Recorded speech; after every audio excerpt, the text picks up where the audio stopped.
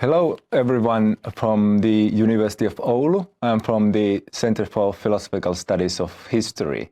My name is Jouni-Matti Kuukkanen. I'm a professor in philosophy at the University of Oulu.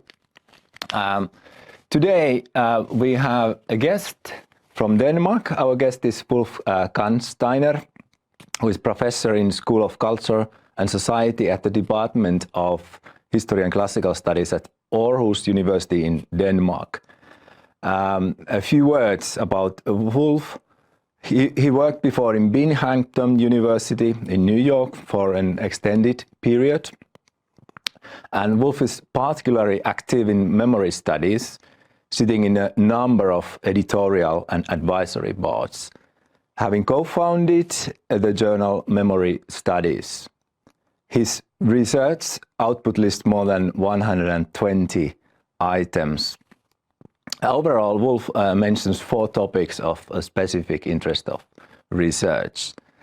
One is the methods and theories of memory studies, then the role of visual media, and then post-narrativist historical theory, philosophy of history, and then also, of course, the Holocaust history, memory, and historiography.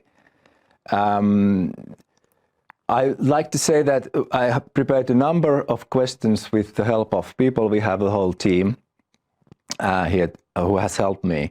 And before we get into the talking to Wulf, I would like to welcome you to check our recordings on YouTube channel for the Center for Philosophical Studies of History. There you find Wulf's full lecture online, and another will be coming soon. Okay, I would welcome Wulf, first of all. Well, thank you very much. Pleasure to have you here. Wulf is the whole week at Oulu, and we already have had some sessions, and more will follow in this week. And I'd like to begin with some background questions. And let's get into your professional identity. Are you a historian or a scholar of memory studies or a philosopher of history? Yesterday you said, I'm very much a memory specialist. Is that correct? Or how would you characterize it? It's a good question. I'm hoping that I could claim to be all of the above in some ways or other. I'm trained as a historian at UCLA and have studied history, have done archival work, especially on media history, but have also always pursued questions of the historical theory, philosophy of history. I have had the opportunity and the privilege to study with people like Hayden White, so this has always been important to me. But I have to say, if I look back, then maybe the work that has, maybe also the texts that have had the most impact, I would assume, the questions which have had for me also perhaps the most ethical relevance, and the ones that I pursue perhaps with most passion are questions of the politics of memory. How do we deal with the past? How do we use the past for productive purposes in the present? I think that's probably, as far as my own calling is concerned, if it exists, that's probably it. Right? Politics of memory. Yes, the combination of how to use the past, how to position ourselves vis-à-vis the past, but with a clear political, ethical impetus. I think that's how I would see myself. In that sense. Because then I wanted to ask how you became interested in history or historiography, but maybe now the question would be how you became interested in politics of memory. Yeah, and for me the two fields are not that different. I think one of the things, for example, that the fields, let's say, of historical theory and philosophy of history, what they share with a newer field of memory studies is a decided interest in theory. Right? Theoretical frameworks and theoretical concerns play a decisive role, of course, for both. I mean, obviously for theory of history and philosophy of history, but also in memory studies. Memory studies, in my perception, is a very theory-driven field. So that makes the transition between the two quite interesting. Now, having said that, it's still important to understand the difference between history and memory. It's not the same. Right? They're interesting, and for me, very productive tensions between the two. Right. Yeah. And how were you educated? What's your educational background? Where did you study and with whom you study?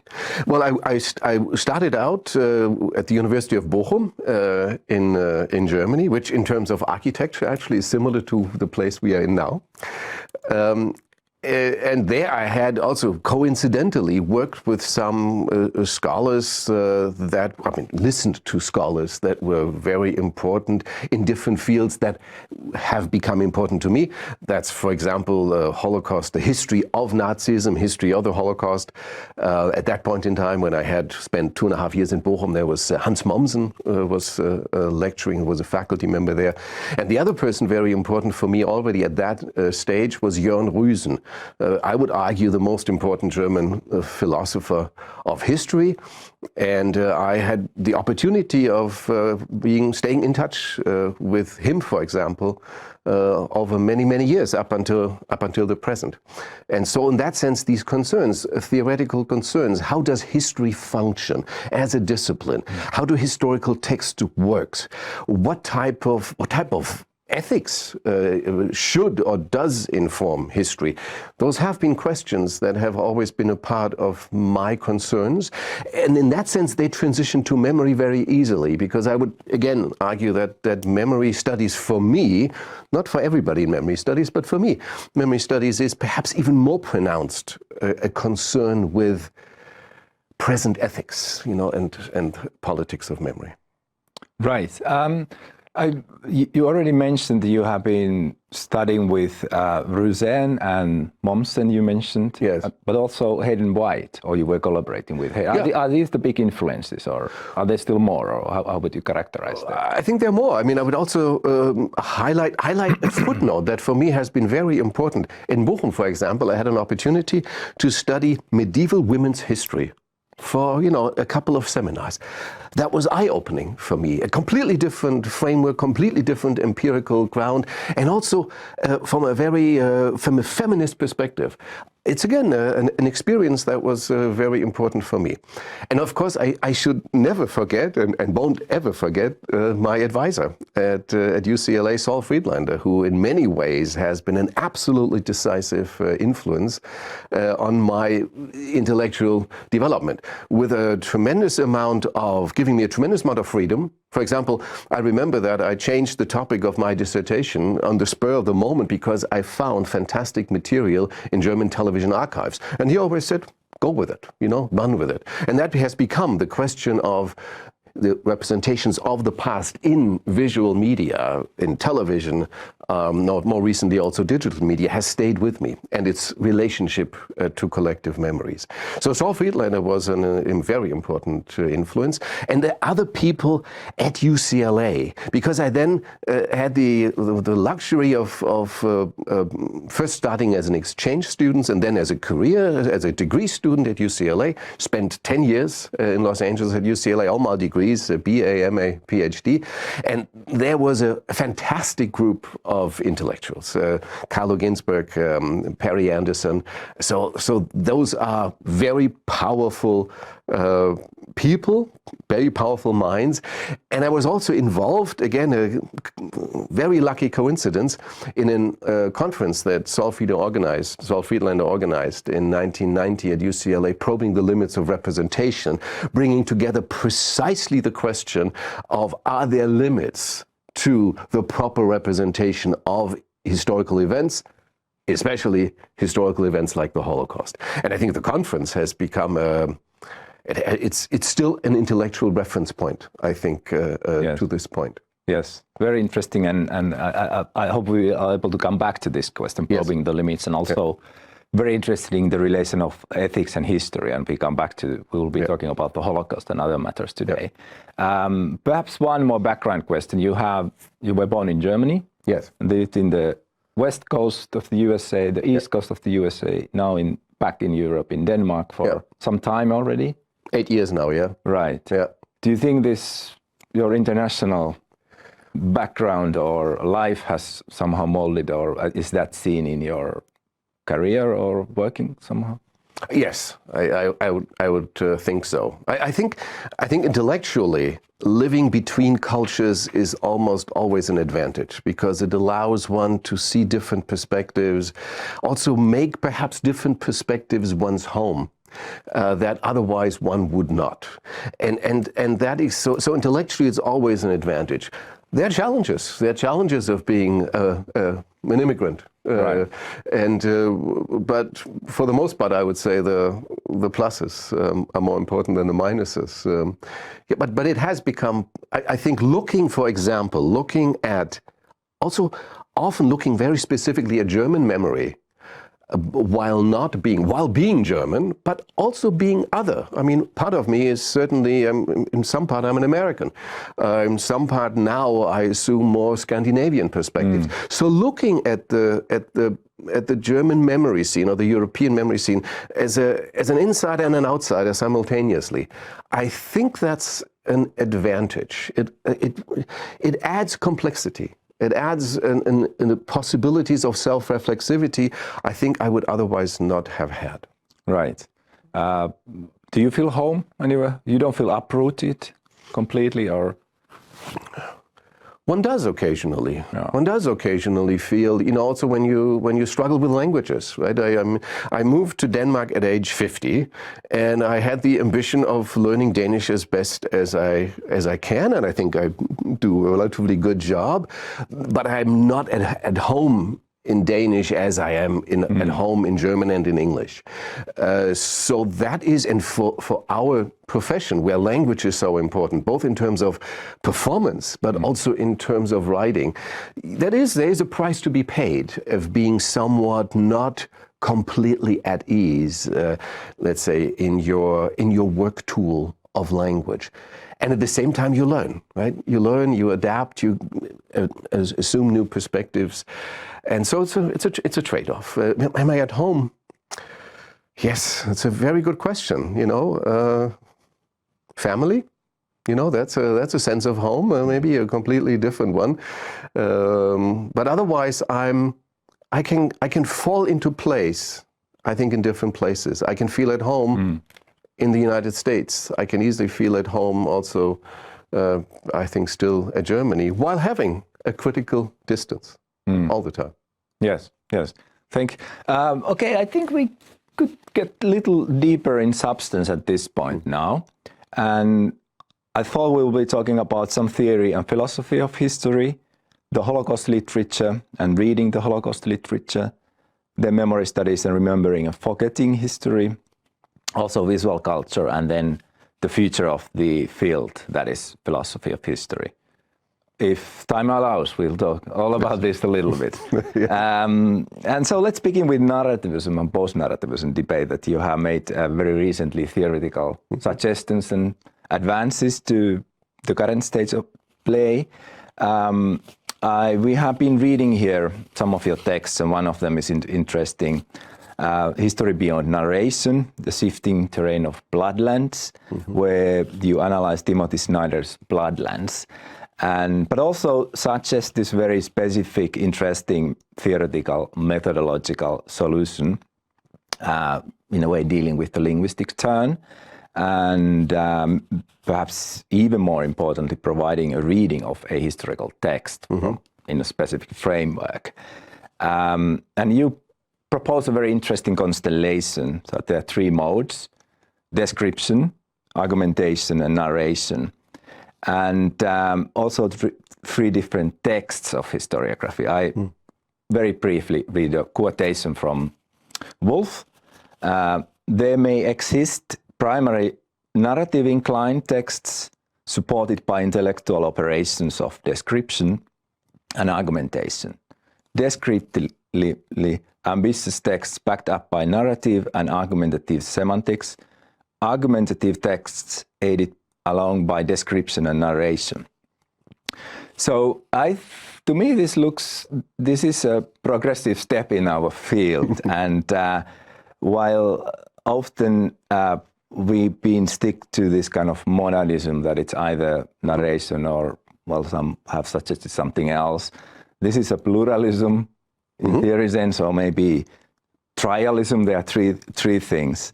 So my question is simply, could you explain this threefold distinction in some of depth, and how did you come up with this idea? Well, how exactly?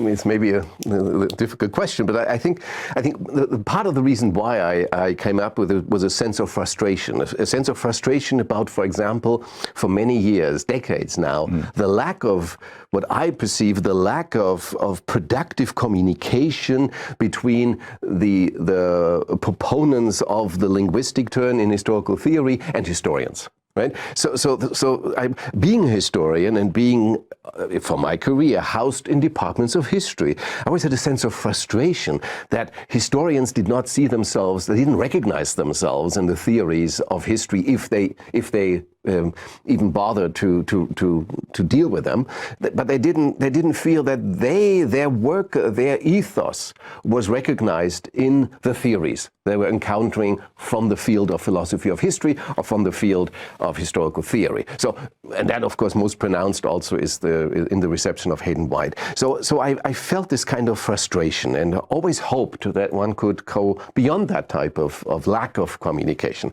Because on the other hand, I also feel that historical theory, in the best of all possible worlds, can contribute a lot in terms of self-reflexivity for historians.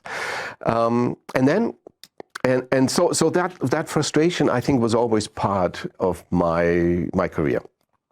And I think finally the idea also occurred to me when, not least of all thanks to your work, we had, so to speak, a third option was developed, right? So if we look at the historical text, what I would like to propose as a hypothesis is that there exist at least three different modes in which the text is advancing, in which the text is structured, in which the text pursues different purposes. And these three modes, and there might be more, they are always intermingled. So the historical text is always a hybrid. And at the moment, for practical purposes, I would limit it to three modes that are very important. The descriptive mode, that is concerned with capturing and describing past reality and conveying it to an audience. So the representative function of historical writing.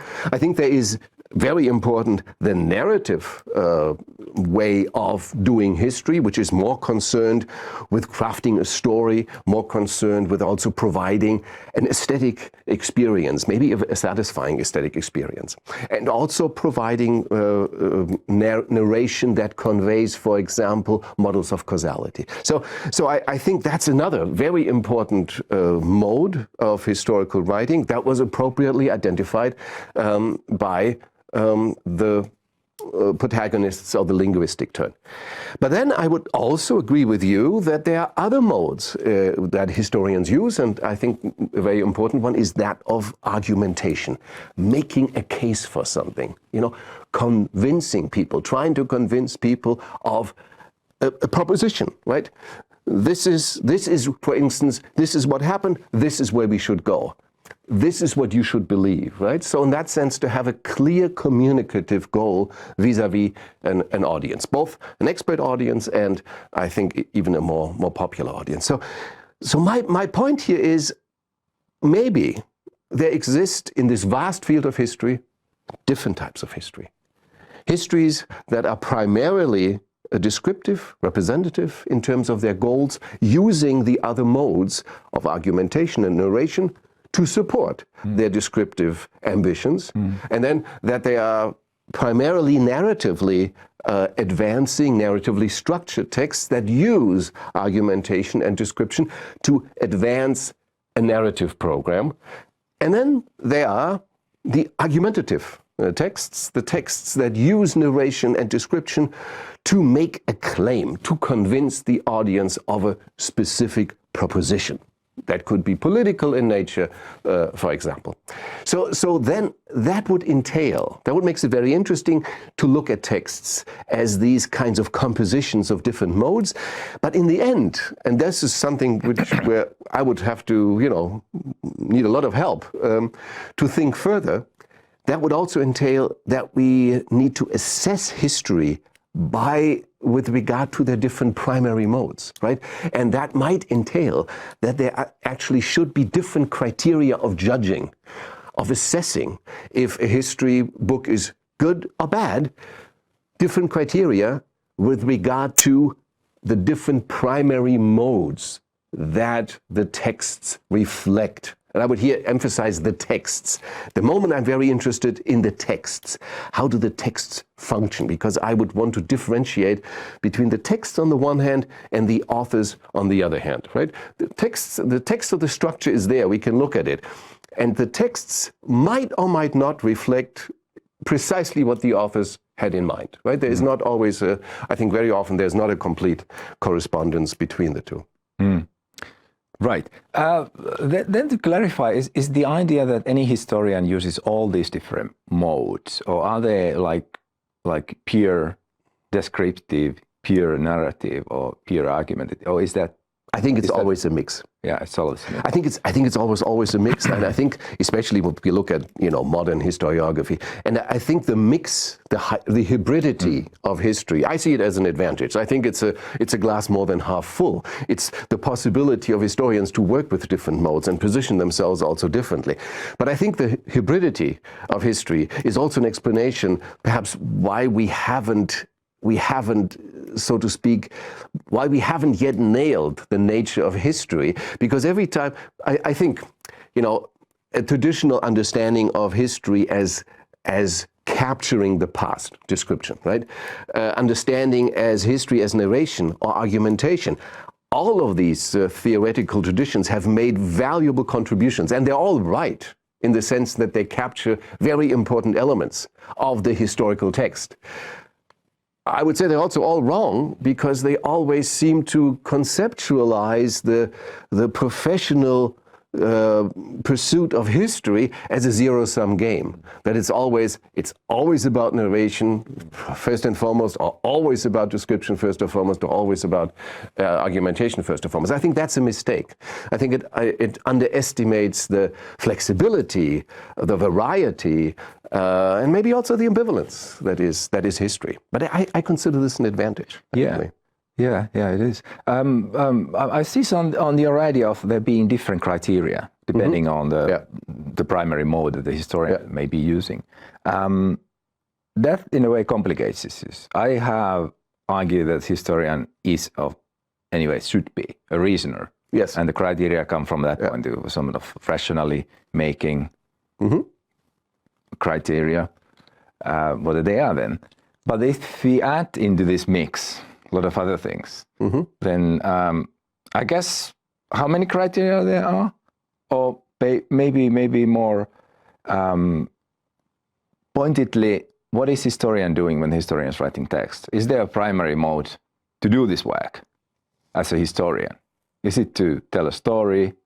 Is it to prove a case? Is it just to describe? I think they're different. Right. Histories in existence. I think there are different types of historians with different goals. And yes, I would say there are probably different ways of assessing it. I think in terms of description, that's maybe the easiest. There is the question of capturing what happened. There is the question of control of factuality, because factuality is important for history. Often in the linguistic turn, we have assumed, historians, of course, that's so to speak, the point of departure is to get your facts right. But it's an effort. It's a lot of work to get your facts right. It's a lot of work to find new facts. It's a lot of work to check them and cross-reference them and all these. So I think one shouldn't underestimate what I would call the mode of description. And yes, I would say there are historical works that are in the business of establishing a set of facts and pointing towards a process, a set of events, and say, look, this happened, and I can show you that it happened. And I think that's an ambition that in and of itself is already an accomplishment. And that should be measured by the question of the epistemological integrity, right? I think we should not underestimate the work that goes into it, and also we should not we should celebrate that as a specifically historical accomplishment, which is also linked, I would argue, to a specific ethos, the ethos of looking at the relation between past and present, also from as far as that's possible from the past points of view, right? And that might be the difference between history and many other pursuits, right? That the historian still has the kind of challenge, or maybe also the privilege, of looking at events in the past, looking from the past actors, past structures, and see what happens when we do that, and when we when we try as much as possible to look at it from that point of view. Yes, so in that sense, I think there are probably different criteria. In terms of argumentation, it's not that complicated. It's the question of, in terms of argumentation, I think the context is very important, because we're looking at informal logics. How compelling is it? And if we're asking a question, how compelling is an argument delivered, how compellingly, then we're always looking at an audience. It's always a dynamic setting, right? So what type of arguments work for what type of audience?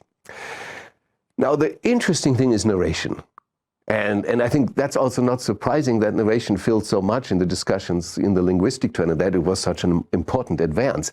Because how do you assess narration? Because what comes into play in narration, I feel, is a lot of feelings, is a lot of passion, is a lot of maybe also a lot of politics. What comes into play is positionality, is what drives people to a specific question, to a specific archive, perhaps, right? To a specific event. And so narration is the element where one also has to try to assess a successful narration by way of how does it capture the fabric, the complexity, but also the feelings vis-a-vis past events. And that's complex, because it's our feelings with regard to the past, our feelings today, but it's also the feelings of people in the past that are very relevant here. So that's why narration, I think, is so important, because narration is the vehicle of passion in history, and therefore, history cannot be reduced to questions of rationality and logic. Yeah. Here I would like to ask if we're dealing with something like the Holocaust, of writing about the Holocaust, and if the narrative is the mode of conveying the feelings or passions. How is that even possible? Supposing one is not a survivor of the Holocaust or anything, someone is born after and describing the atrocious event. Well, I assume every time we're dealing with atrocities, this is nothing that leaves us cold. Right. Right. I mean, I've spent now many years studying events or thinking about the memory of events that are atrocious, and in my experience, it becomes more difficult. But is historian kind of expected to emotionally get involved, or? I think one is, or maybe be afraid of that. Yeah, maybe also. Yeah, maybe. I think both is true. Look, I mean, I think one of the advice we give doctoral students is, you have to, if you want to write a dissertation, you have to feel passionately about the topic you're dealing with. Because if you're not passionate about this, it's going to be a tough time to finish a dissertation. Right. So passion is always there. And the question of getting into a topic, immersing ourselves in a topic, is partly a very passionate activity.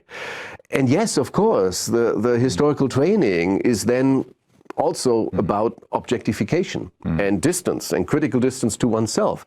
But that doesn't mean that the passion leaves us. So I would hope, especially when it comes to topics of such ethical relevance as genocide. But this is, I think this is, of course, a particularly challenging topic. And, and a little bit going further about it, it's one thing to be excited about one's research topic, but then another thing to try to put yourself in the boots. In the Holocaust case, it seems like yesterday we talked about whether this is explicable event, whether we can explain, whether we can understand, even comprehend. And okay, there are some survivors, of course, historians as well, who have written from a personal point of view. So then at least you can sort of you can maybe understand it, but can a historian emphasize about the event? So is that even required then at the end of the day? This is maybe I'm probing the question whether to how to write history about the Holocaust, whether we can make it understandable. In what sense we can make it understandable? I mean, in historical theory, the question, the history of the Holocaust is often used as a kind of test case, right? Yeah. Because when we have certain insights into how history functions in such an extreme case as the Holocaust or other atrocities and genocides, then we assumed, and I'm hoping that's the right assumption, that these insights into how history functions also apply to the field in general, right? If it's true here, it perhaps apply everywhere. And that's kind of a limit case. And I'm not sure if that idea holds or if it always holds. But I do feel that the sense of an involvement, a sense of irrelevance. This is important. This is important to me, and this, I think, should also be of interest and important to my audience. I think that's driving history in general. And I think maybe people are then, maybe in terms of the history of the Holocaust, it's relatively easy to understand that passion. Although the passion is complicated, right? The passion is on the one hand, of course, what we always say explicitly. It's the passion of we need to prevent this from happening again, right? That's part of the passion. But there are also more suspicious passions involved, right? There's a complex relationship to the past and trying to understand what drove these people. There are often at times, and not just in history, also in other modes in other media of appropriating the past and using the past, popular media. There is, so to speak, the dark side of the attractiveness of these cases at the limit, right? That make that also are part of these passions, a strange attractiveness to the dark side of history. And especially in a subject position like mine, I'm in the second generation in that sense. My parents were adolescents in the Third Reich. My grandparents were perpetrator generation and perpetrators. So in that sense, of course, it would be for me very difficult to not have strong feelings and passions about this, despite the fact that I have not experienced that time frame. Yeah.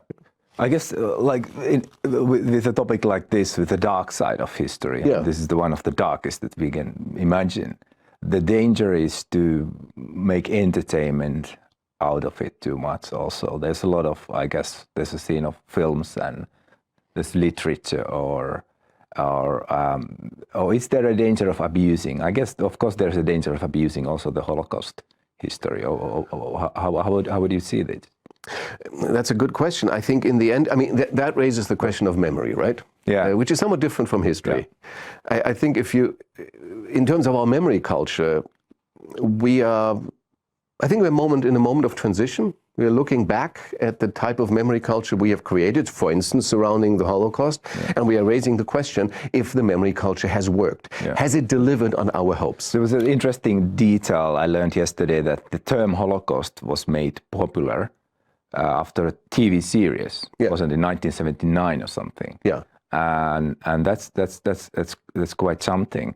And I think with an event like this, you think there's like a silence and awe and sorrow, but also it has been done into entertainment. People are having a good time watching it. Yes, but entertainment is. I think entertainment is again, it can be complicated. I think the attractiveness of a topic, packaging it in attractive ways, narratively, aesthetically, visually, I think it is a precondition of having an impact on society. But that attractiveness and that entertainment can be used for purposes of self-reflection and self-criticism. In terms of popular culture and popular memory, you need both. right? I think as we have learned, and as I said, we're still trying to measure, has it worked? You know, we created then after that media event, which was a catalyst here, we have created first in Germany, West Germany, then in Europe, a kind of, we have institutionalized a self-critical memory culture. A self-critical memory culture that in distance, in contrast to memory cultures before, let's say 19th century, early 20th century, is no longer focused on the heroes of history, on the accomplishments of the collective, the nation, or as the case may be, but it's focused on the failures, the massive failures, like, for example, the failures during World War II. And not just the failures of the perpetrator societies, like Germany and Austria, Hungary, but also the failures of the bystanding societies, right, and the occupied countries, and the collaboration. So we have built in Europe a complex, ambitious, well-institutionalized memory culture that focuses on these questions of looking at our failures in order to avoid them. And I think at the moment we are trying to understand, has this worked? You know, have we managed, in light of the fact that we have, as humans, we have not managed to eradicate genocide. Genocides have happened afterwards. Crimes against humanities have happened on a very disappointing scale afterwards, as we know very well right now with the war, also with the Russian attack on Ukraine. So you know, there are too many questions here. Can memory do this? Are we expecting too much from memory? Has it perhaps done all it can? These are very important questions. The question is also, what kind of other memory culture do we perhaps need? Right. Well, once talking about memory, you also have written, or you are lecturing about forgetting. Yes. Yeah. So why should we forget, and what should we forget? Yeah, it's a very provocative idea, right? But it's linked to, I think it's linked to a pedestrian idea. One of them is, as time moves and as history moves, people get concerned, their horizons change. That's perfectly natural. Jan Assmann has made the difference between communicative memory and cultural memory. Communicative memory, in his description from many, many years ago, is like 3 generations, 80 plus years, right? Where we are concerned with what happens in the lives, for example, of our grandparents. We have a different relationship to those events than we have to events that are further in the past. But I think there's some truth to that, some emotional attachment to it. And so as time moves, we are expecting that other events become the important empirical moral reference points of new generations. If that's true, then there is a letting go, a kind of forgetting of the events of the era of World War II and the Holocaust. It seems to be natural in that sense, right? That younger generations have different memory needs. That's one point.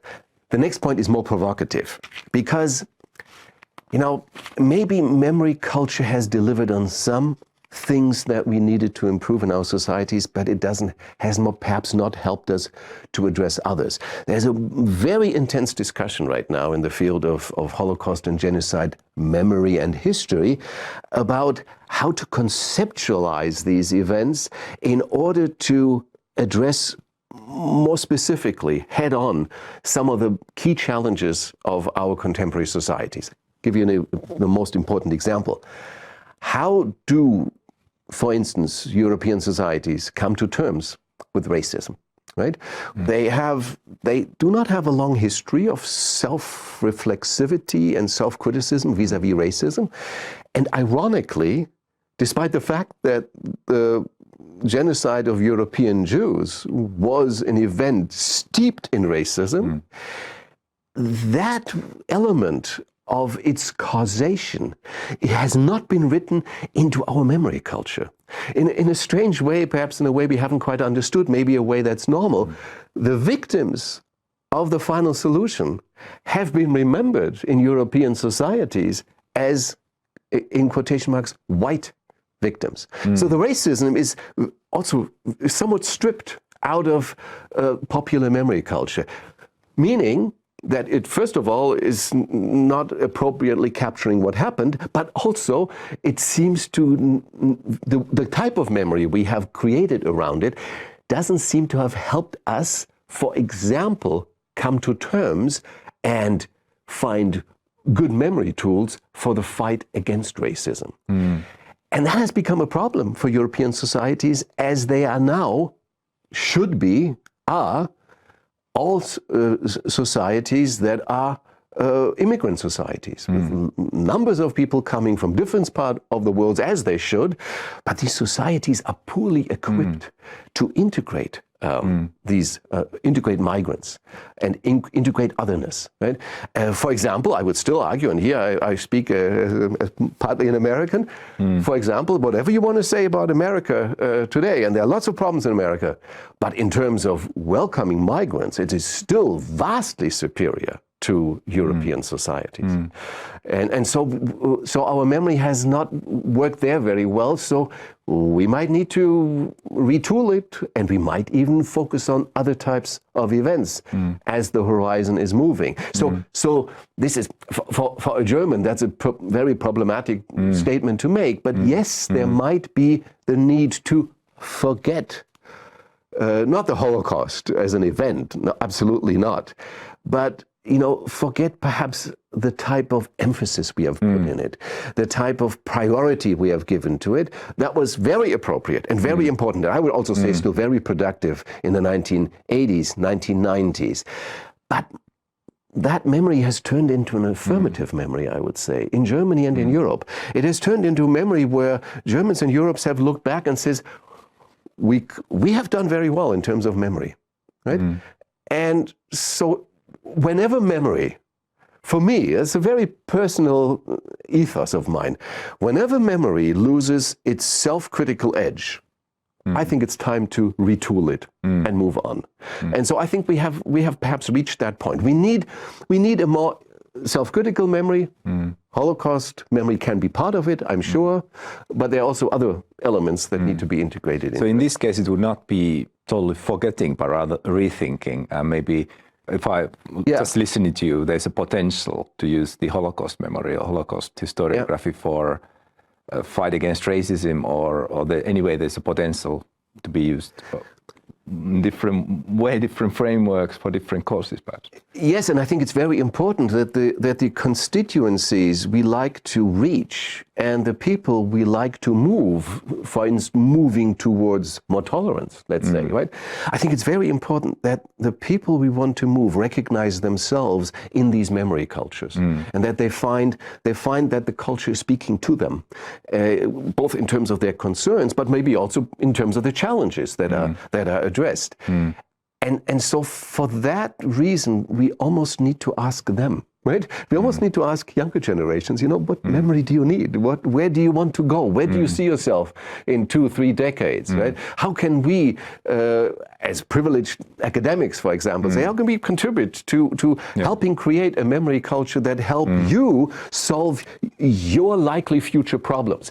And I think migration is one of the challenges, and it will be massively enhanced in the context of another crisis, the climate crisis, that is, in a strange way, is also a crisis of memory, right?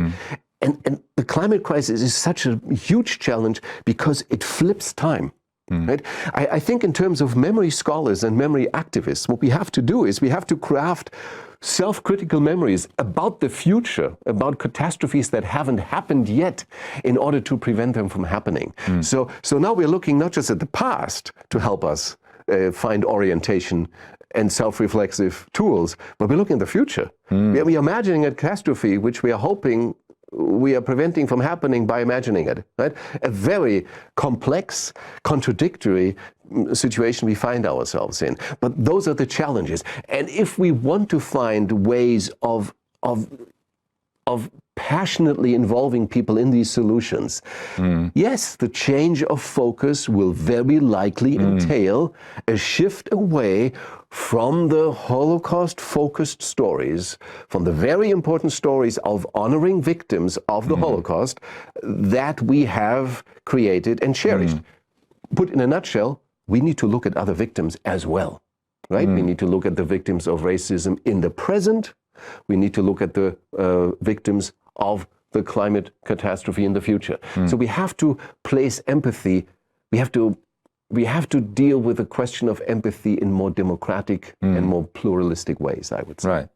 Yeah, thanks. Very interesting. I'm trying to get my head around. So you suggested the future and the study of the past. Is it then in the memory, or is it the writing history or historiography? Work together. So is it that also when looking at the past or remembering, we must have the future in mind and future priorities or where we want to go, and so on? I think a bit purpose-driven. Yes, it's a good question, and I think that's precisely perhaps where history comes in. I think when we look at collective memories, when we look at the politics of memories that are extremely important to me, then you're right. There's always this kind of purposefulness. There is the clear and unabashed, I would say, instrumentalization of the past for the purpose of winning the present and the future. So there's a clear ethical, political purpose. We're using the past as a tool, as a toolbox, right? We put together as we see fit in terms of our ethics and our politics, and that's fine. I have no problems with that. Now, history has the privilege of not having to be quite that instrumental. I think, history has this kind of the privilege of looking back and perhaps bracketing for a moment the question of utility, right? This question of not knowing at the beginning already, when I travel back to the past, not knowing at the beginning already how is this useful for me and my society now? But looking at the past and saying, okay, let's see what happens. Right? Let's look at it. Let's look at the past by way of its own values, its own perspectives, and then see what comes out of that when I travel back to where I am now and where I want to go in the future. So there is a certain freedom, I think, that historians should have and should enjoy, because the result can be unexpected. There can be, I think, no historian is free of the present. No historian is free of where he or she is coming from. So in that sense, the present and the history of the historian is always part of that travel. But there is, in contrast to other disciplines, other academic disciplines, there is this moment of possible surprise, right? I'm looking at it.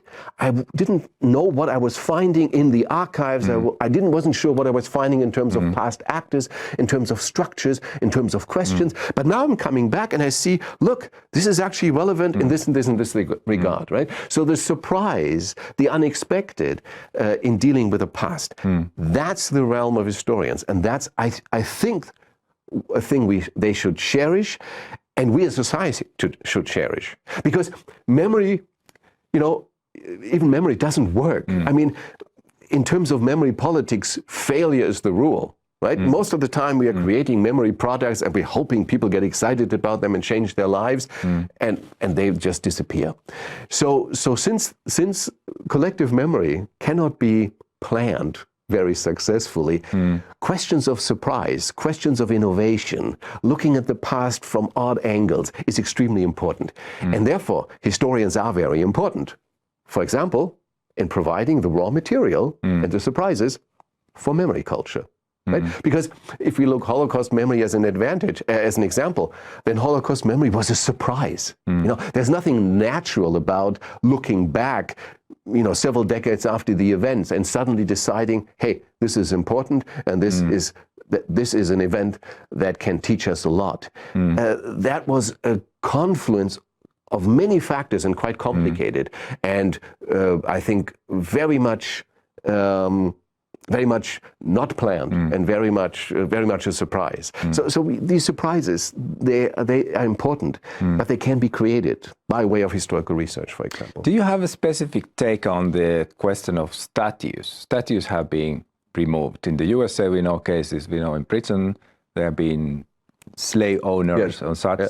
In Finland, we have right now a specific case of Lenin. Yes. There are, I don't know, at least three statues of Lenin in this country, and I think one of them have in the process of being removing, maybe another, and one not yet. What do you say? Should Lenin stay in Finland, or should he go? Well, as a historian, right? As a historian, as a privileged memory scholar, I think our answer is often, why not complicate the picture, right? Why not keep Lenin and have lots of context at the same event, explanations, maybe alternative imagery, right? So that we create tension, right? That we create what I would call a term in memory culture memory theory that I like, creating agonistic memories, memories that have engage with multiple perspectives at the same time. So have a site of memory where the Lenin is still there and then the different perspectives exist. That's a very intellectual solution, right? I think at the same time, looking at many settings, looking, for example, at the removal of so many statues in the United States, I think was overdue. I think one has to realize the violence that was involved in having these racists, from the Civil War era that were then created afterwards. The monuments are not from the Civil War, they're afterwards, and I think they were created with very dubious racist motives. Having these people on their thrones in the public sphere in so many cities and so many institutions in the United States, that's an affront. I mean, that's an insult. And so the feelings that are involved here of, for example, having to go to these places in your everyday life, and yes, maybe you're not always conscious of it, but you are in the presence of a deeply, from our point of view, our values, deeply despicable individuals, right? So I think the point of saying they have to go, is at least as justified, if not more so, than the argument, let's make it complex and let's make it, so to speak, a learning opportunity. I have moved more in the direction of asking constituencies, and asking particularly those people who are offended by the presence of these symbols in the midst of our societies. I think they should have a say in how to create the memory culture, and therefore I'm perfectly happy to listen to them. And if people are for complexity, I'm willing to contribute to that. And I think, but also, things have to be removed. For example, right? Hitler didn't create that many busts of himself. He was present in many households by way of his publications. They were removed, right? We would not tolerate Hitler statues in German public, I think. Right? So why would we expect other people to keep the perpetrators, sitting there, right? So no, I feel that's a legitimate. If we want to have that intellectual complexity, then let's document the removal, document what was there, document the fight about it, document the outcome, and put all of that communication into a museum, right? We can do that. We can put it into digital museums so that we can revisit how we have remade our public sphere, and then it is not, those discussions, which are often more interesting and more productive than the removal in and of itself, so that the discussions are part of the historical record of the history of our memory culture, right? So there are plenty of ways that we can do this also digitally and not too expensively. That would be a solution. But in principle, I think removal is sometimes the best option. The question is, what to be put in that place, right? And here I would love to see, tools of self-criticism, self-reflexivity, tension that allows constituencies to work always, let's say, on the task of not becoming a perpetrator again. An interesting detail is that in our capital in Helsinki, in the most prestigious square, Senate Square, there's a Russian Tsar still standing there. I think Alexander II. Yes, he's been there all along, still there. Just a note. So what is your take on it? On this one? Yeah, how would you want to deal with him? Well, I think in that case, certainly it's so far away in the past that I think, I think I know who he is. I don't think many people know. Let's just look at this. It's one of the monuments in Helsinki. So certainly I would not be removing it. Yes. And it tells interesting things about the past of this country and its relation to Russia, for example. Yes. And maybe probing questions Yeah. Why is this here? What did he do? Was it a deserving act to put him, erect this statue here? Another. Who wanted to put it? In my view, those busts of rather privileged individuals in the past are not so often they don't deserve that kind of focus, I would say. But you're absolutely right. I mean, Finland is an interesting case because Finland, I think, in terms of our European memory culture, in terms also of crafting a Scandinavian memory, we tend to forget that Finland was on the German side of World War II, right? So there are plenty of opportunities for self-reflexivity and self-criticism. Indeed, on many levels. Yes, I think the bust of Lenin in Turku, for example, maybe it tells about Lenin, but it tells about those people who wanted to have it there. Yes. And it was at the end of 1970s, and therefore it tells about the Finland and the atmosphere and climate in Finland at the time. Yeah. And that perhaps could be contextualized. Yes, because it tells a story on different levels. Yeah, I think exactly, and I think maybe here the context is really the solution, because the question is how many people are deeply offended by the presence of these remnants of Finland's different relationship to Russia. I'm not so sure about this. If there are constituencies who feel strongly about that is something that very much disturbs them in their everyday life, maybe then has to be revisited. But if that's not the case, then this is a very important moment, precisely now, as Finland is, so to speak, normalizing itself and remaking itself in a Western European image, then it's a very good opportunity to remember that there was a different perspective and a different priority for many decades after World War II, right? I mean, in that sense, it adds complexity to a memory culture, and this kind of complexity is normally one that I like. Yeah. I would like to take a few steps back. I have a couple of theory of history questions, and then we can maybe go forward again and talk about the literature, Holocaust literature, in some more detail still about the books. So I remember you said the phrase "capturing the past," to capture the past. And my simple question is, what does it mean to capture the past? This is a very loaded term. It is, yeah. And if you look at it from the angle of narrativism, for example, who identified narrative as the main sort of contribution of any book of history, narrative is then not to be found in the past itself, but it's constructed.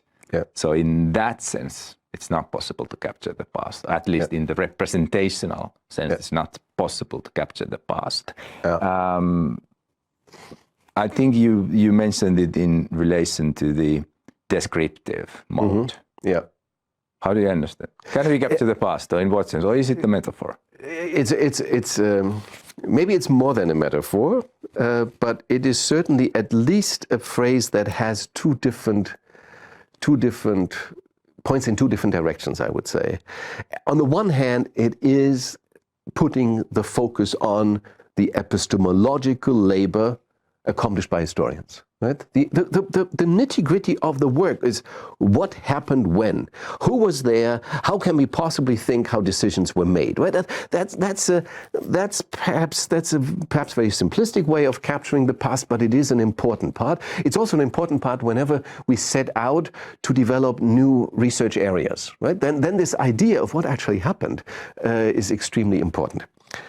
But there is another element to it, and I know it's very complicated, and it is linked to narration.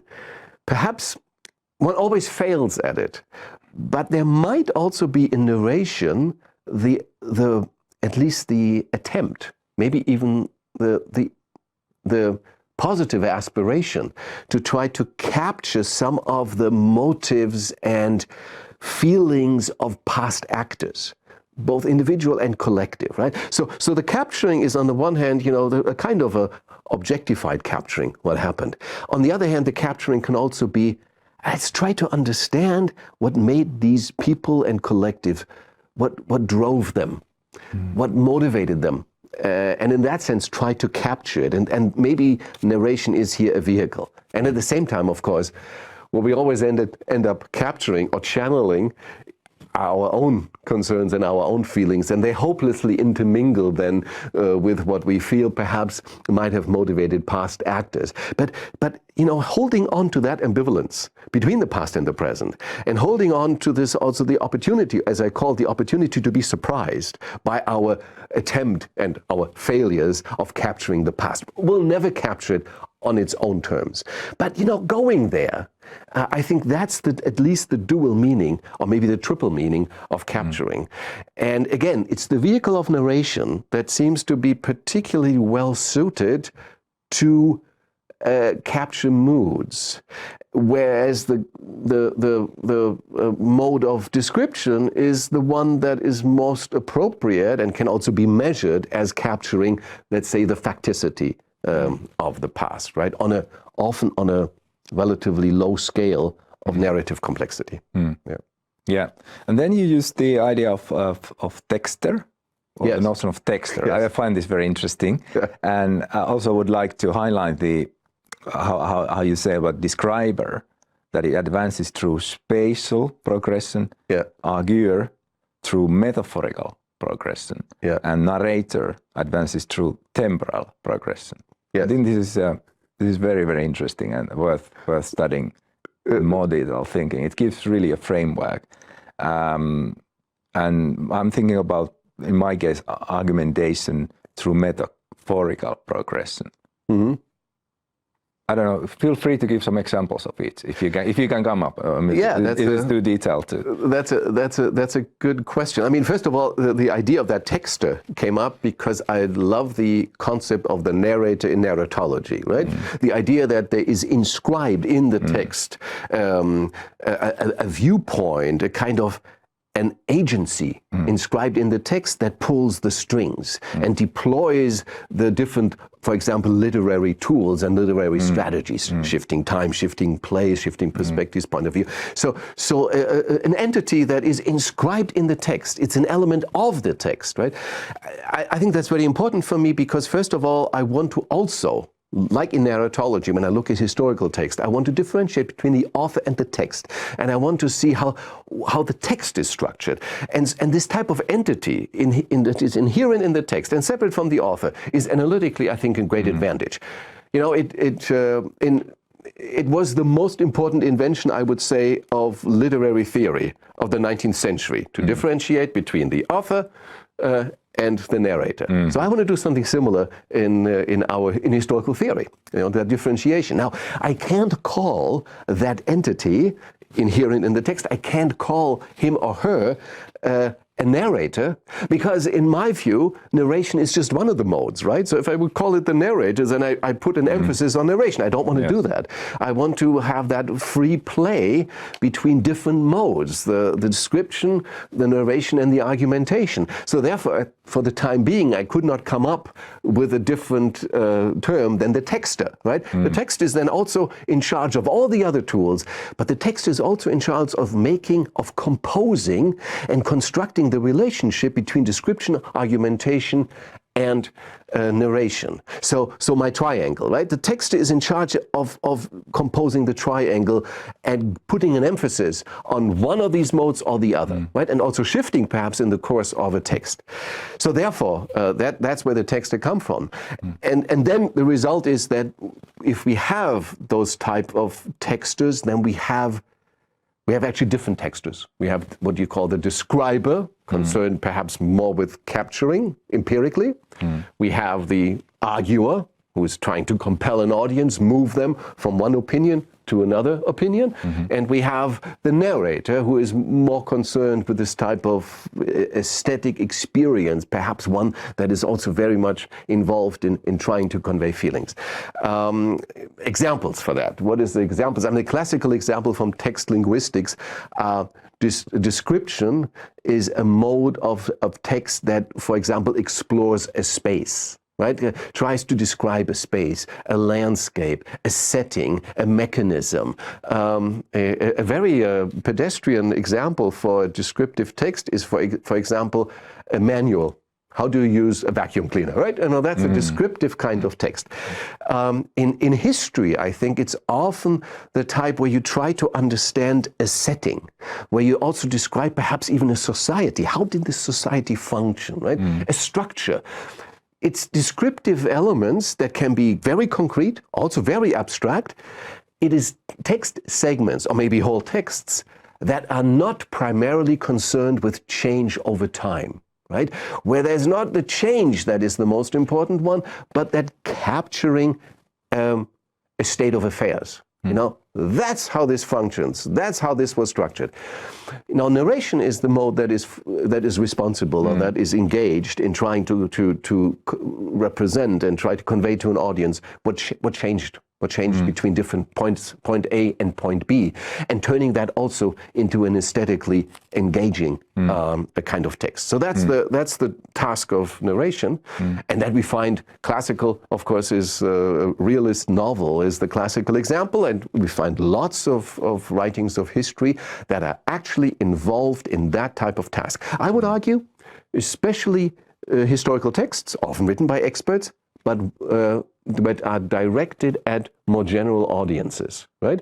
When historians write for more general audiences, when they try to write a history of the World War II, they often do the kind of narrative. They have a narrative trajectory. They have a clear. They do want to engage the audience and keep them entertained in that sense, while also delivering their insights.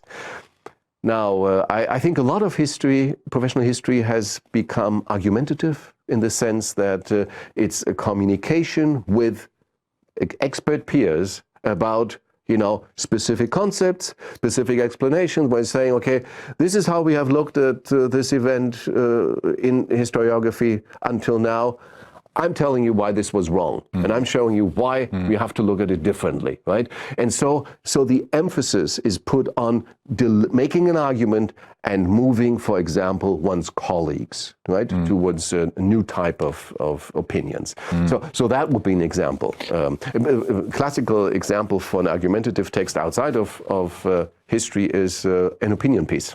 Right, an opinion piece in the newspaper, which are, very popular. Often the most frequently clicked texts, let's say, for instance, in the New York Times, are opinion pieces. Do you think this is that there are only three modes, three textual modes, or could there be more? Because this is a similar question that one could ask of Hayden White's tropology. Yeah, he has these tropes and combinations of them. Yeah. And the question is, this is a structuralist thing. Is that it? Or can someone break and find a new one? So this is a speculative thing. I'm absolutely sure there could be more. Yeah. I'm absolutely sure there could be more, and I think there will be more. One of the questions is also what happens to history if we were to finally transition into different media. Right, we are doing that, right? We are now in a different medium. That's right. We are producing podcasts. Some historians produce documentaries. So I think the modes probably very likely change when we're moving into different media. Now, as far as texts are concerned, my view at the moment is that these three modes are very important. Have been very important in the past and will likely continue to be important. But yes, of course, there can be others, right? That's more, for me, the three modes were more because I see their presence. I see these modes of what I call modes of advancement, how a text, so to speak, moves through time, moves through space, or moves through making an argument, a case about something, which is called the, metaphorical mode of advancement in text linguistics. I see this as capturing, also nicely reflecting the type of traditions we have in historical theory and the philosophy of history. There is a nice correspondence between these three modes and what I would say the three fundamental positions in historical theory. And therefore, I like them, and I think they work well, and they capture, so to speak, also the history of the philosophy of history quite well. But I'm convinced that there are other modes, and I'm hopeful that there will be more modes, especially vis-a-vis innovation in terms of new media platforms. Maybe this is a good point to ask about the role of visual media in presenting history.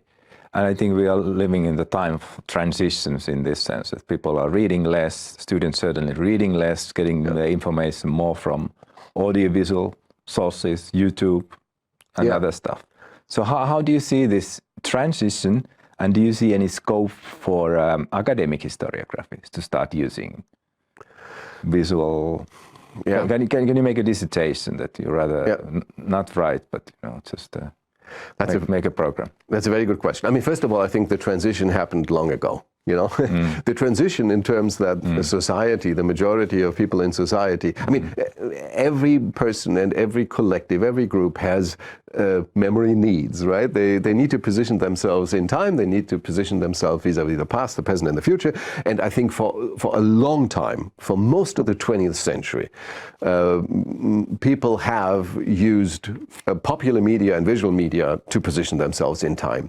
So in that sense, that transition happened long ago. The transition that happened now that is so interesting is as a result of what happens to media in terms of digitization, right? That transition is fantastic because it again changes it's a game changer again.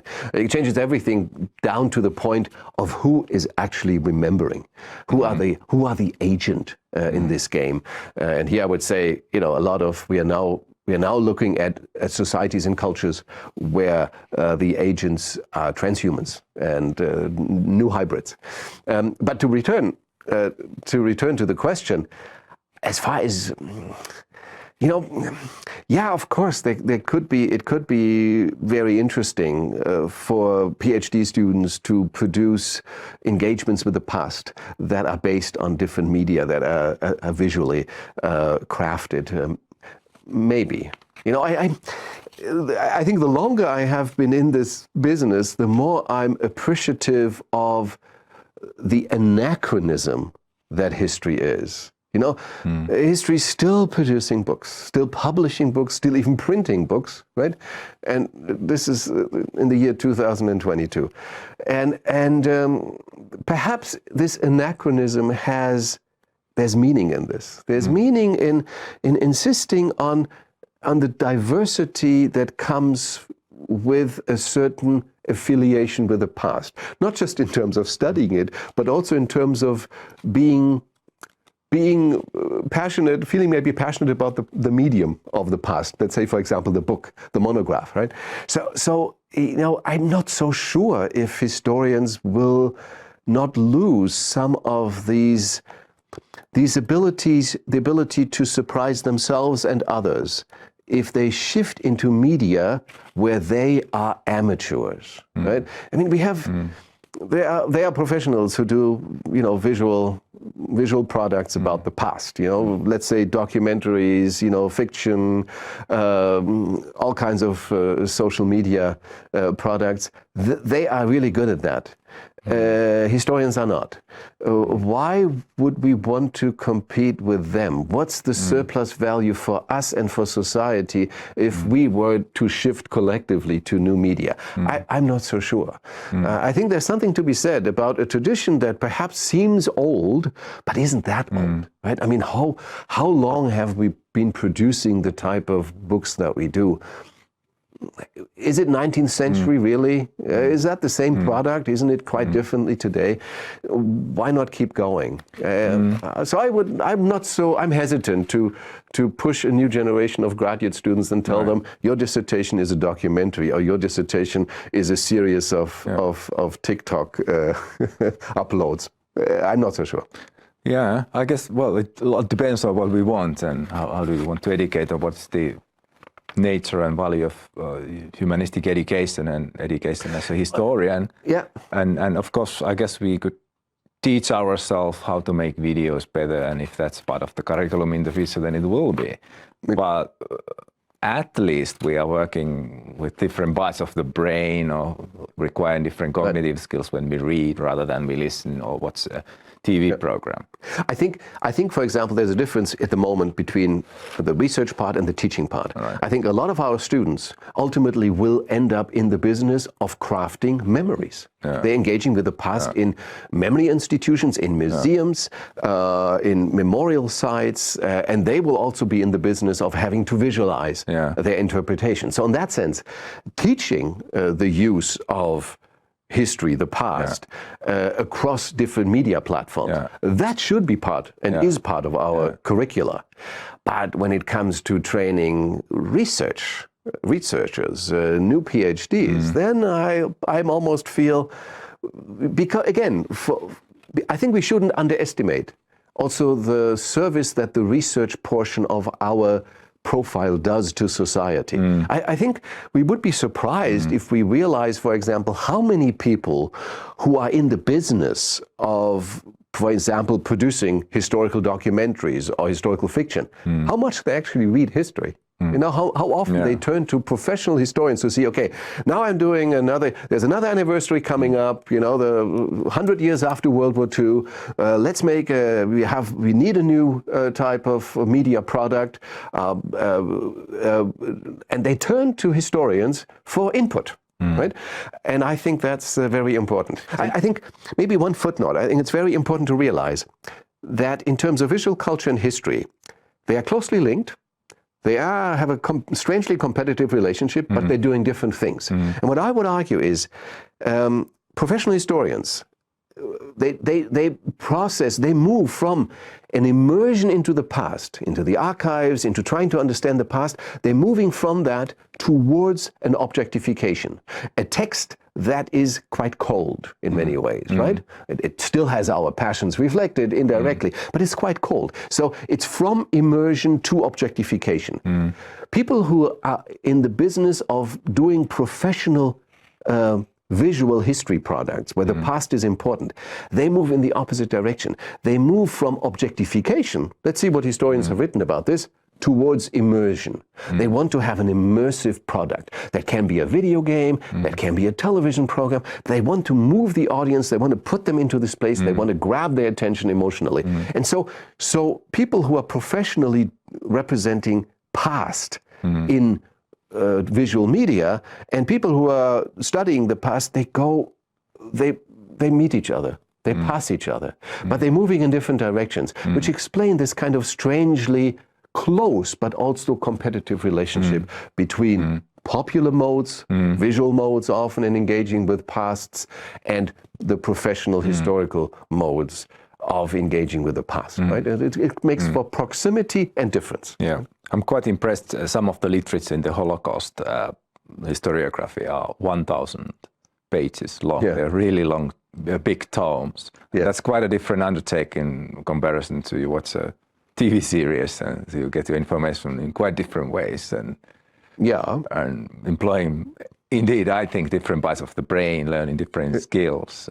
Probably. But maybe a related issue is how to preserve the Holocaust memories, that the survivors are dying. There's talk about the death of the last witness.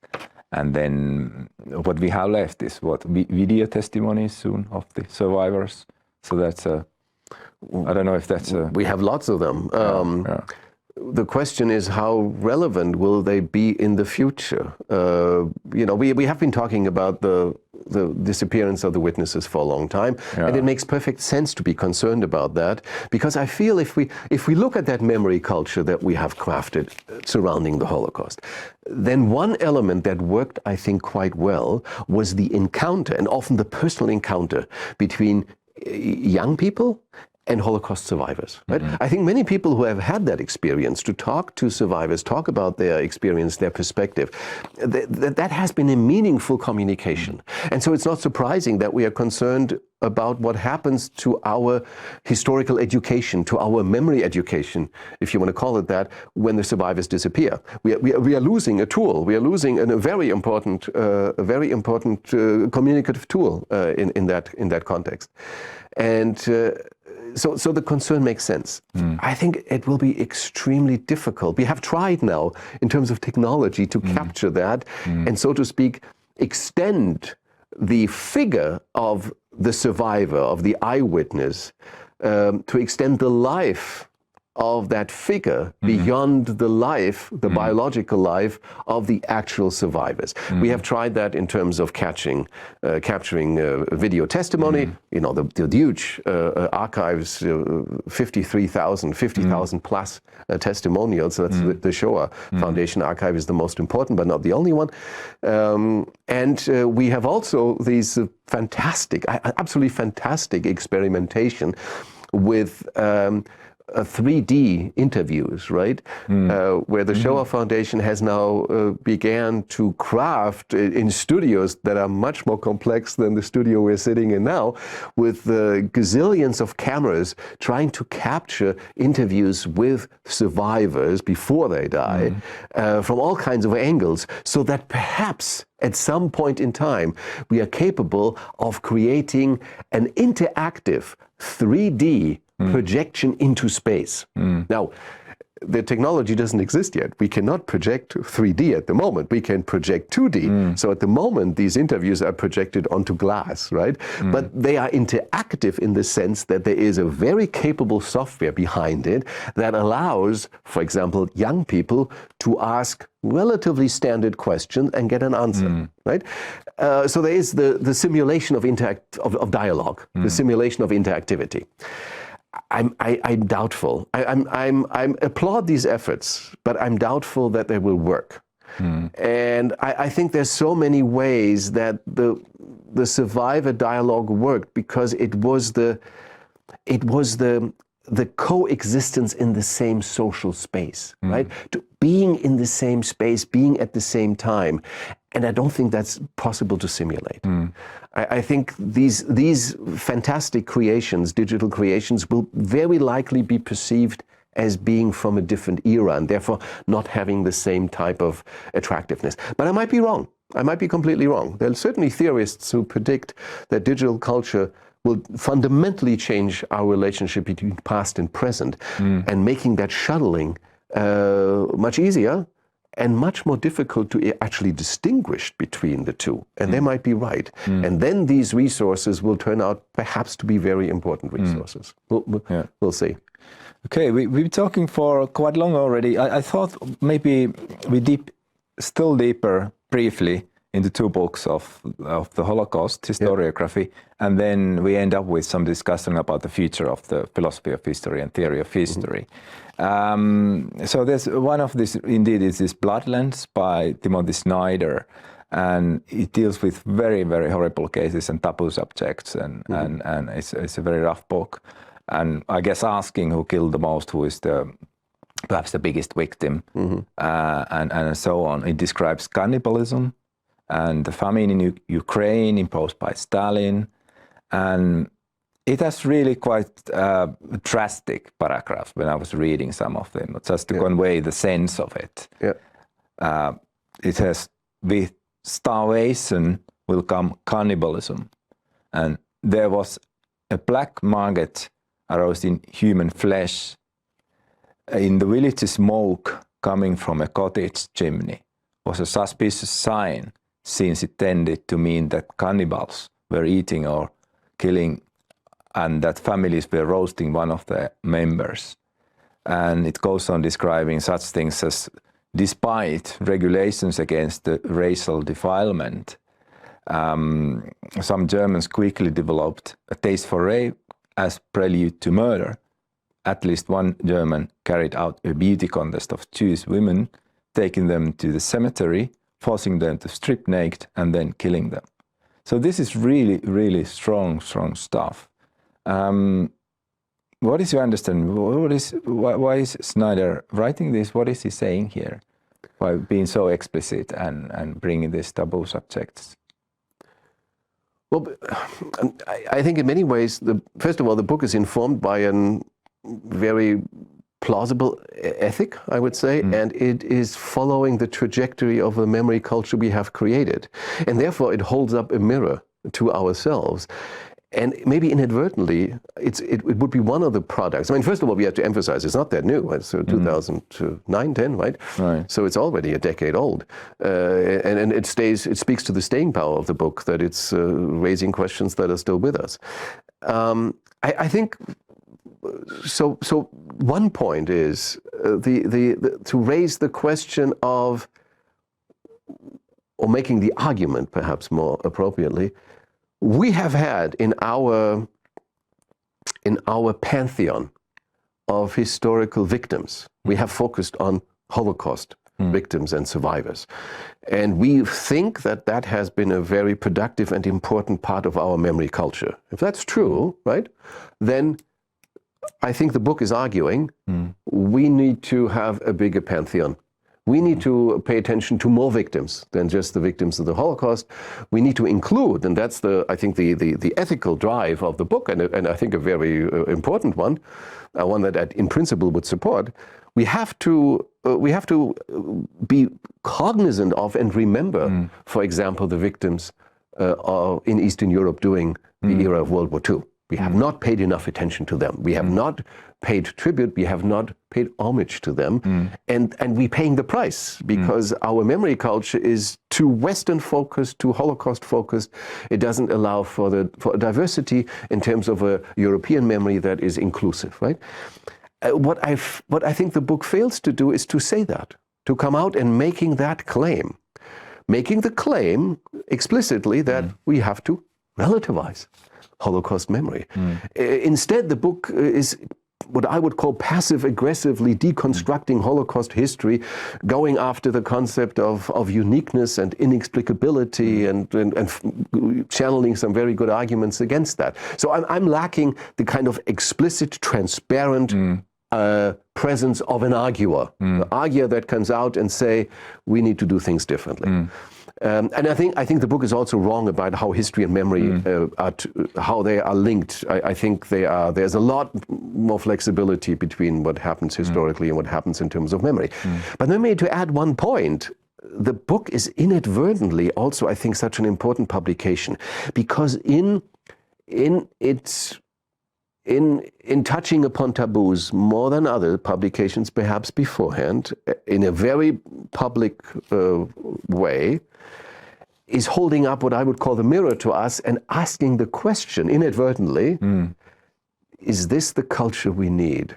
Now, do we become better human beings by looking at the abyss in this type of detail again and again and again, right? Because that's precisely the question also directed towards Holocaust memory. We're looking at the camps, we're looking at the gas chambers, and we're looking at the atrocities in this excruciating detail.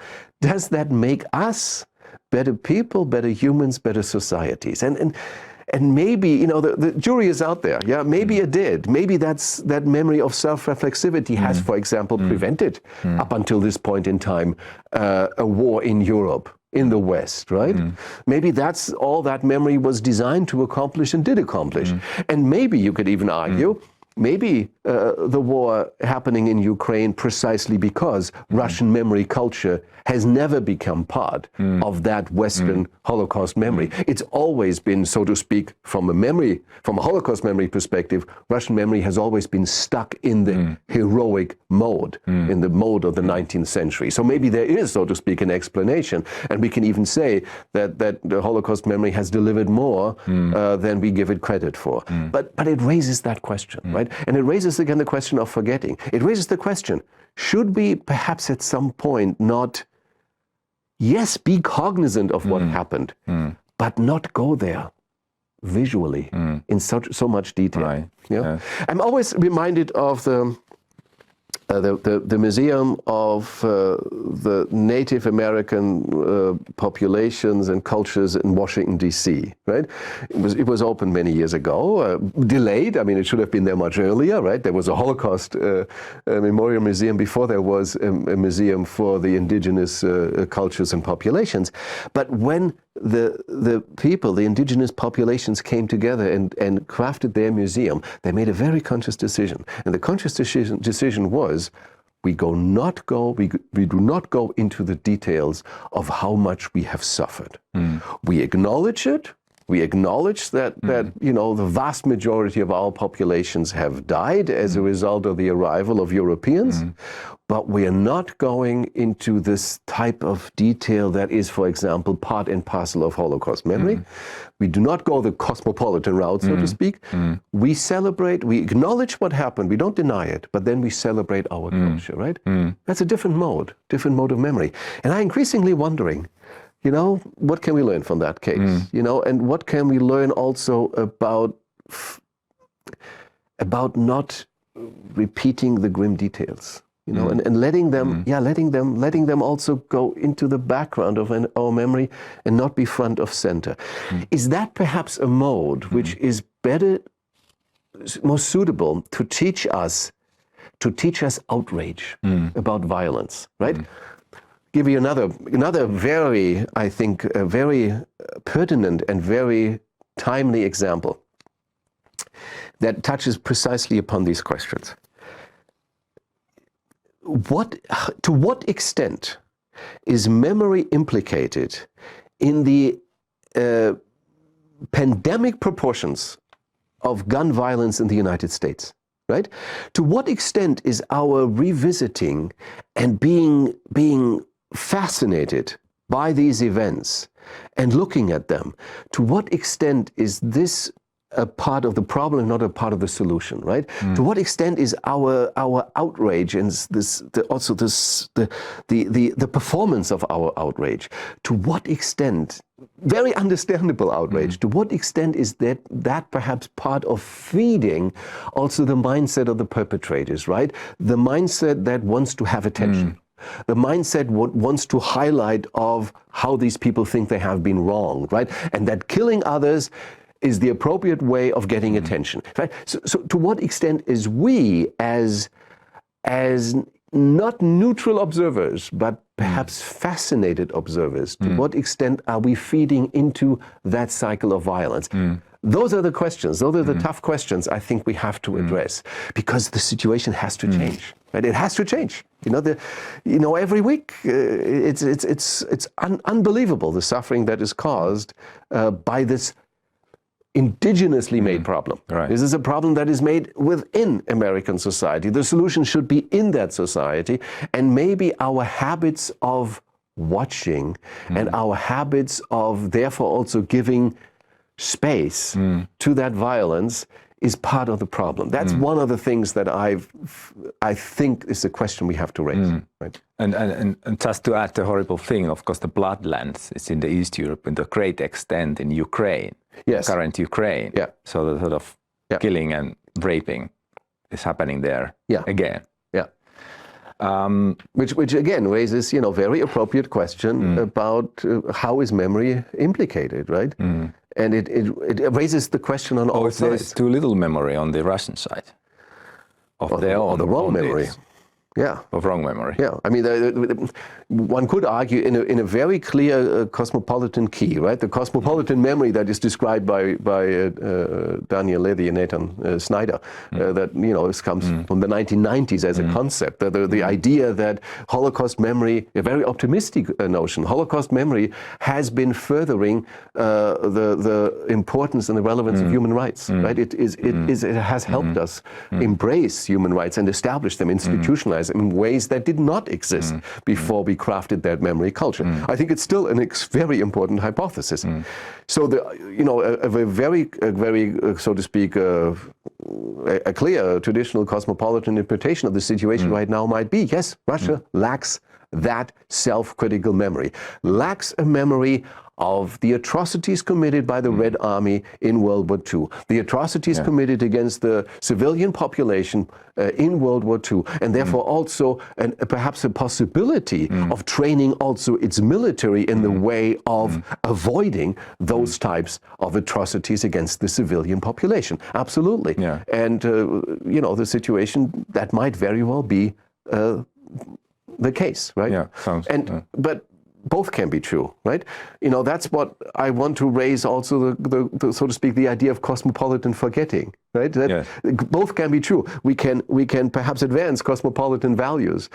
We can advance them not just by looking fascinated at the violent scene and repeating them, but also by perhaps looking a little bit away and still holding on to those values and still holding on to trying to raise generations that are less likely to become perpetrators when they find themselves in these situations.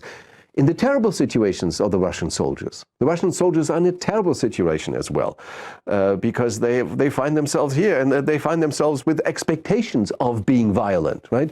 And being trained towards that. And that's certainly not a situation any of us want to be in, because we cannot be sure if we would not perform well as perpetrators in the same situation.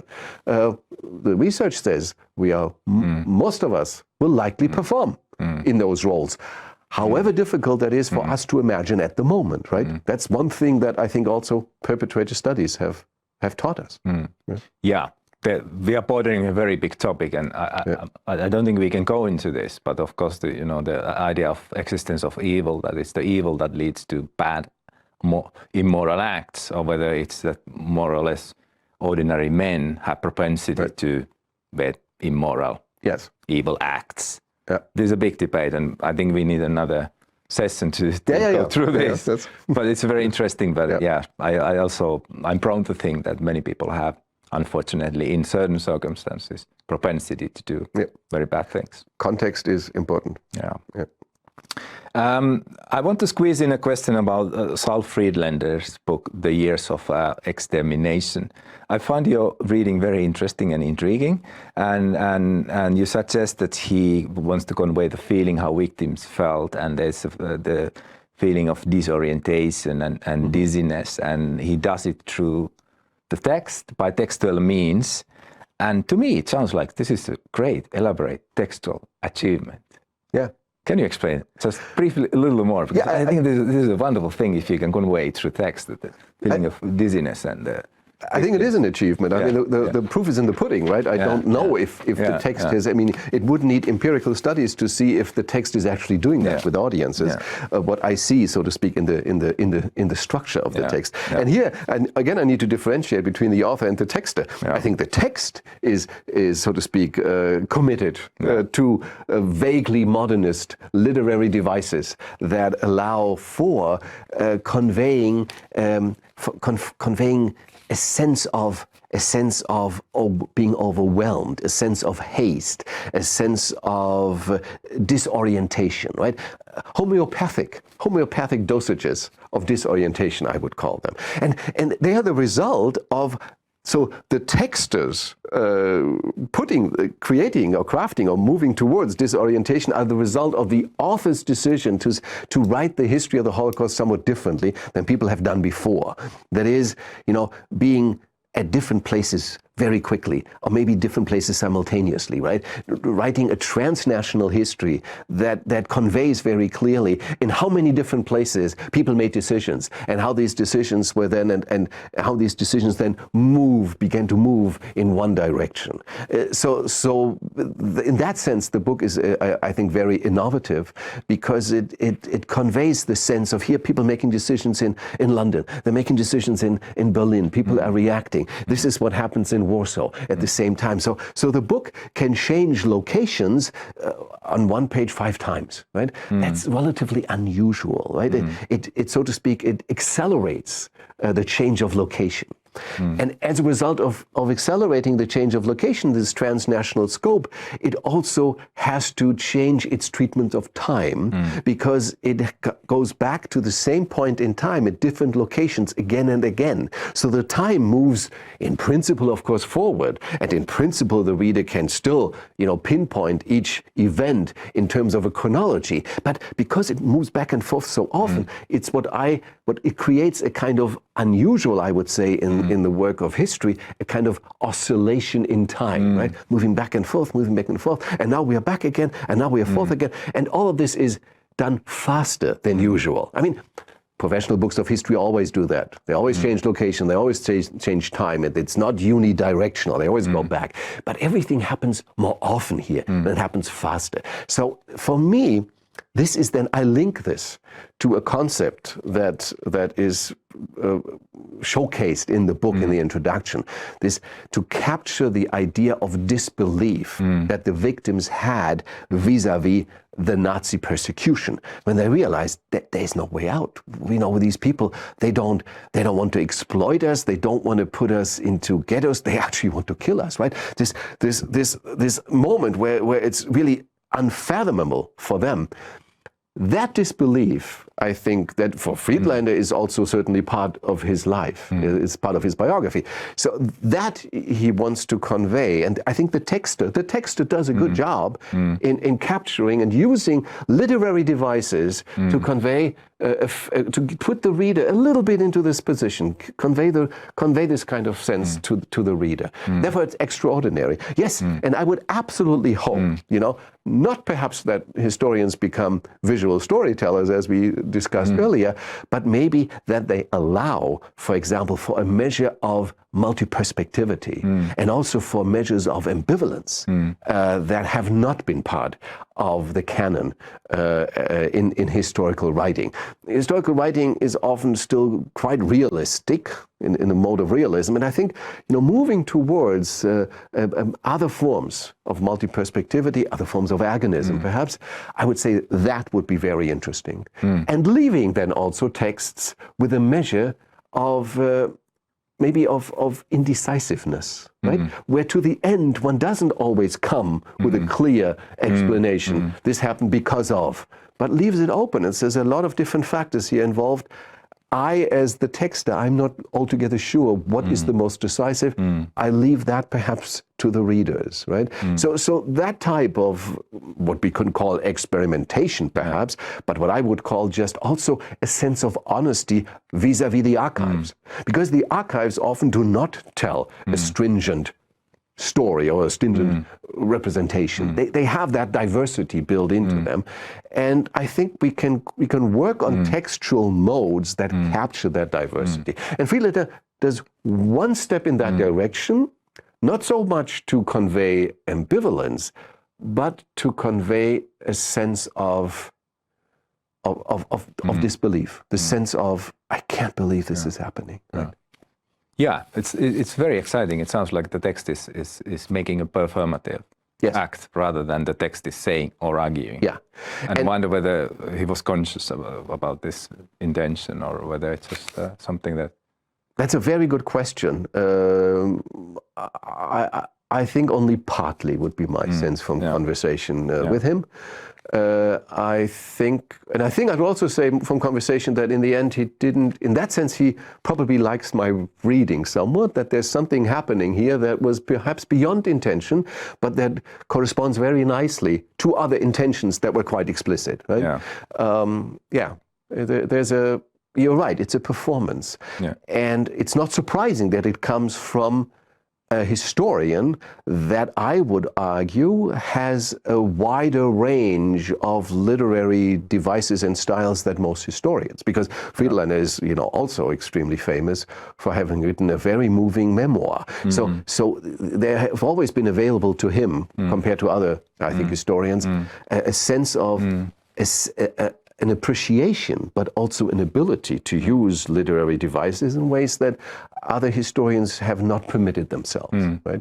So there is a range here that is often not present, and you can see it in the Years of Extermination. There are these performances. There is a really very compelling composition that is happening here, where different literary devices are put together to complex effects. Okay, Wulf, you have been active in the field, and that is theory and philosophy of history and, of course, memory studies since 1980s, is that right? Is there a way that you can summarize what has happened there, or how it has moved on or moved backwards, or maybe what has happened? Professionally, I would say more since the 1990s, right? what is happening. And in terms of historical theory, I'm a little bit of I'm on the fence, maybe in ways that I'm on the fence also in many other ways, between countries, right, between perspectives, between fields, and that's often a productive place to be, and sometimes also challenging. The challenge is that I cannot claim to be always, always up to date in terms of historical theory. I move in, I write, I move out, and then there are years where I write on other things, and then I move in again and I realize, wow, a lot of things have been published that I need to take note of. So therefore, I'm just an occasional eyewitness when it comes to philosophy of history or historical theory. But there's one of the things I'm sad about, and that is that I feel that historical theory does not have the presence it used to have. And maybe it has that presence as a provocation, right? But it had presence. Also, it had more presence, I think, in history departments than it has now. We are perhaps also lacking the kind of protagonists that have been part of previous generations, right? Hayden White, we mentioned Jörn Ruys and Anker Smith. There are so many. Keith Jenkins, Sandy Cohen, I want to mention, who also was an inspiration for me at UCLA, a teacher of mine, and a very, very passionate and powerful teacher. So this we don't seem to have so many of teachers that are making historical theory meaningful and perhaps a provocative presence.